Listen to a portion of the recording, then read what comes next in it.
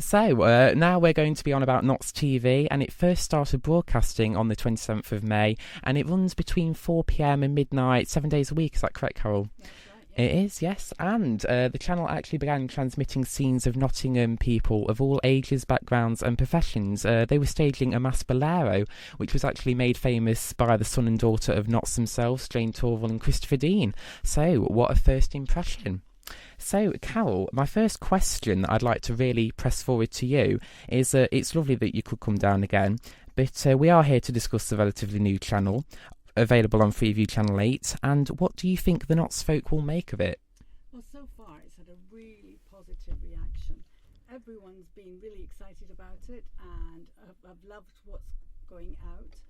Obviously, it's a new station. There will be developments, and as time goes by, the programming will get more varied, and we'll also extend the viewing hours. But so far, everyone's been really positive, and I think that's because it's something to be proud of, and the city really enjoy it. It is really something to be proud of, isn't it? Like, Nottingham's making history with being the first region to really have its own dedicated news channel. Really. Well, not news, but all sorts, really. It's everything, yeah. And that's just it. I think there are only 6 of these ultra-local television stations on air at the moment. When the plans were first made, there were 19 licences granted across the country for local TV. And originally, Notts TV was one of the last that was going to go on air. Really? But lots of people have put their on-air date back. Some of them are having problems getting finance. And so we've ended up being the 6th one on air. So we're right up there with the leaders, and that's great. It is historic. I mean, how often do you get a new television station? Exactly. I feel really privileged to actually have existed on this planet while it actually happened, really, and to get past that financial Achilles heel, really, that's quite impressive, really. I remember actually as well, Carole, that you were quoted as suggesting to BBC News that the channel will cover numerous interesting angles about Nottingham, that, you know, the wider regional channels such as East Midlands Today, you know, obviously glance over because of their tight deadlines. They've got to cover several other regions. So what groundbreaking stories will really set you apart from the big boys? Well, you see, I don't think it's about groundbreaking stories, because if there were a massive, you know, explosion in the middle of Nottingham, that would be covered by absolutely everyone. Now, Notts TV would cover it as well. Yeah. But it's the kind of everyday stories that are of interest to people who live in the city, but if you don't live in the city, aren't going to be interesting. I see. So it's that kind of underbelly of news. It's the news that doesn't get reported because regional television stations have to cover several cities, and they can't be seen to favour one over the others. So it's all sorts of quirky stories, like the cash point that was put into was that on the side of Sainsbury's? Yeah, I remember that. That was quite funny. It was so low that people had to get down on their hands and knees. Now, that's a great little story. It is, isn't it? And it's a typical kind of Nottingham story as well. It's something we can have a bit of a laugh about. It is, isn't it? And if it's as Notts people we can have a good laugh at ourselves, really, can't we? That's one of the things. That's it. And so we want to reflect the character of the city, and also give people something to be proud of. Nottingham's got so much going on, and it's such a lovely place to live. And I don't think enough's made of that. So this channel, we're not going to shy away from saying, you know, we're not going to say everything's perfect, because nowhere is perfect. No, exactly, that's the thing. But at the same time, all the good things and all the characters that live in Nottingham, you know, we've got lots of authors, for example, that live in the city. It's quite a creative city, isn't it? Absolutely fabulous. We've got a lot of talent in this city. The amounts of famous people that have come from Nottingham, it's unbelievable. You know, it gives people like me hope, really. So I can just imagine. I mean, the atmosphere in this studio today for me, when I was preparing for this radio show, one-man show, it was absolutely petrifying. And if I could have had an argument with myself, I probably would have. So what was the atmosphere like the week before live transmission in the studios where you were at Nottingham Trent Uni? It was tense. I mean, there was a lot of expectation on the channel, quite rightly. We wanted to get it right. We're dealing with a whole new news system, and we were still coming to terms with that, a new edit system, a new studio system, and we wanted the lighting to be right, the sets to be right, the graphics to be right. There's so much that goes up behind the scenes that people aren't aware of, and so yes, it was tense but incredibly exciting. And I work with the news team. The news team's very young. Most of them are still in their 20s, so they're quite they're not inexperienced, but they don't have years and years of experience. It's not like the wide range of experience that That's you it. get as you get older and older, really. And so, yeah, I mean, what people don't realise is that without a team of a dedicated gallery behind you, really, that nothing gets transmitted to the front, really. That's the thing. I suppose that's what people can underestimate, because I think looking, through social media and stuff, you get people going, oh, what's this Notts TV? But you've been given a 12-year licence, haven't you? Especially with the first 3 years, I think it is, being part funded by the BBC. I suppose that's very invaluable as well for an upcoming channel. It is. The funding from the BBC is fundamental to the station's existence until we get on our feet. Yeah. And so it's a bit of a crutch.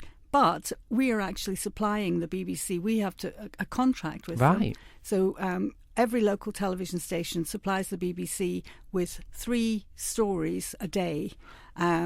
And in return, we get money. So it's not like they're just giving us money for that's nothing. The thing that they failed to really mention in their bulletin and their news story. Yeah. But I suppose, it's about the thing, really, with helping the students. I bet it's the students as well that come together and help find these stories for a corporation as big as the BBC. Is that correct? Well, maybe not the BBC, but the way that Notts TV works is it's got a team of professional video journalists, a news editor and a producer as well, and some gallery staff. Now, the students at Nottingham Trent, the journalism students, have the opportunity to go on placement and work alongside. They will not be doing major roles because this is a professional organisation. Yeah. And you wouldn't take a student and throw them into the BBC and say, right, make the news. In the same way, how scary would that be? I can just imagine that now, actually. But it means that our students have access to see the way that the programme's put together, all the stuff that you've been talking about, the behind the scenes. Yeah. They're actually witnessing, so they have a much better understanding of the way that television programmes are produced. And, we're doing an hour and a half of live television every night from the studios. Is that the Channel 8 debate as well? No, that's just the news. The Channel 8 debate is pre-recorded. Right, I see, yeah. So most of the programmes are pre-recorded because, live television is incredibly stressful. We will be doing more, the station will be doing more live stuff as time goes on. Yeah. But at the moment, it's just the news. So there's an hour of news between 5:30 and 6:30, and then between 6:30 and 7, there's it's like a one show where we have people from Nottingham who are studio guests, and we chat about what's going on. Yeah, so, stuff that's really going to be absolutely. about what's going to affect local Nottingham people, especially because that's what the channel's about, isn't it? Really, with.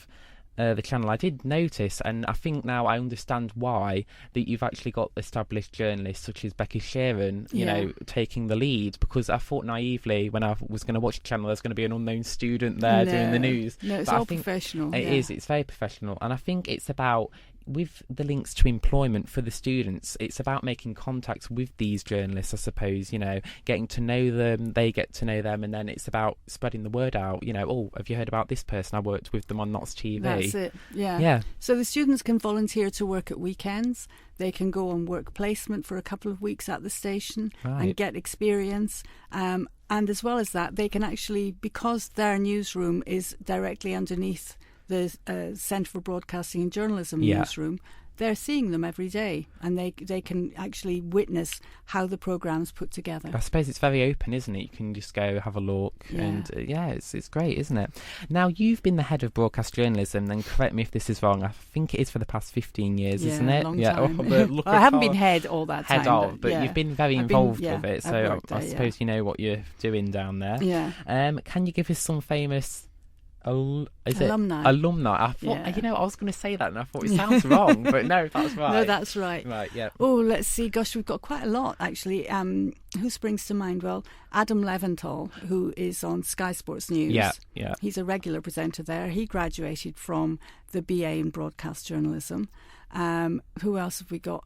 Quite a few of the presenters. Lucy Kite, who does the weather on Central. She's an early graduate from our course. Steve Dixon, who does Sky News, he's from there. You do have a lot of very successful stories of people who have gone on to work for things like Channel 5, Sky News, BBC. Yeah. Oh, there was a lady who does the showbiz, I think, for Channel 5, and I did do my research, and she graduated from there. I've forgotten her name now, but she's doing really well for herself as well. So quite a lot of success stories from Nottingham Trent University. And on radio as well. I mean, gosh, what are their names now? I've forgotten. Tom and Claire, yeah, who do Drive on Capital. Really? Yeah, they graduated a couple of years ago from CBJ. So doing really well for themselves. Yeah. Wow, it's Yeah. amazing. And finally, I could actually chat to you all evening. It's been a pleasure so far.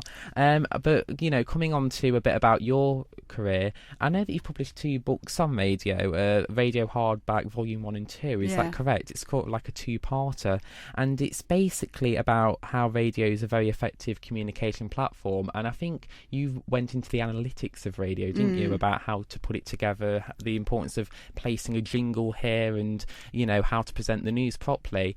What is it about radio that you really, really love? I think radio is a great, because it's a friend. It's like having somebody talking just to you. And so if you're driving, one of my sons was working in Peterborough, and he had this long drive every day. And initially, he listened to music, his own music. Yeah. But it's like an hour and a half each way. And he said he got bored with that. And I said, well, why don't you just listen to the radio? And he got hooked, because you do actually, it's not just music. You get a bit of music, and then you get a bit of chat, and and you learn stuff. You do, don't you? And I think because you can't see a visual, you can't see the people. You've really got to listen to those voices, cling on to them, and you really get to know what's saying. I've dabbled in a bit of radio and TV presenting at college, and I did actually find it a comfort being in radio, because you could reach out to a lot more people, but you can't see them. Yeah, that's right. That's the thing. I'm talking to you, but I can't see you, so you're not really there. Me and Carole are just having a chat amongst yourselves, really. So it's really, really great to have you. Really was a privilege. When I rang you up on Monday, I wasn't really expecting that it would actually happen. Well, there you go. But, I'm really glad that it did. It's been a pleasure.